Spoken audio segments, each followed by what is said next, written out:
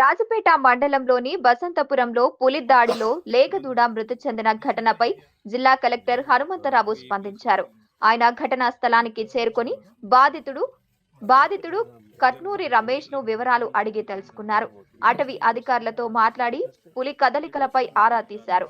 ప్రజలు ఒంటరిగా బావుల వద్దకు వెళ్లవద్దని, పశువుల పట్ల అప్రమత్తంగా ఉండాలని కలెక్టర్ సూచించారు. అందరికీ నమస్కారం. యాదాద్రి భువనగిరి జిల్లా కలెక్టర్ హనుమంతరావు.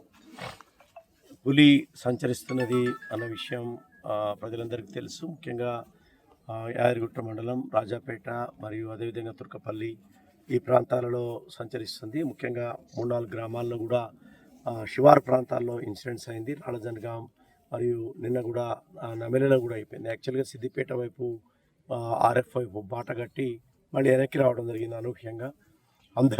ప్రజలందరూ కూడా అప్రమత్తంగా ఉండాలి. దాని యొక్క మూమెంట్ని ట్రాక్ చేయడానికి ఆదిలాబాద్ నుంచి కూడా యానిమల్ ట్రాకర్స్ వచ్చారు. అదేవిధంగా థర్మల్ డ్రోన్స్ వాడుతున్నారు. డిఎఫ్ఓ సుధాకర్ రెడ్డి గారు, జిల్లా టీం అంతా కూడా ఈ ప్రాంతాల్లో ఇక్కడికి లేకుండా చూసుకోవటం, మీ యొక్క పశు సంపదను కూడా ఇంటి దగ్గరే ఉండేటట్టు చూసుకోవడం చేసుకుంటేనే ఇది మనం లైఫ్ సేవ్ చేస్తాం. ఎందుకంటే దాని సంచారం ఎటు పోతుందనేది తెలవట్లేదు నిర్దిష్టంగా.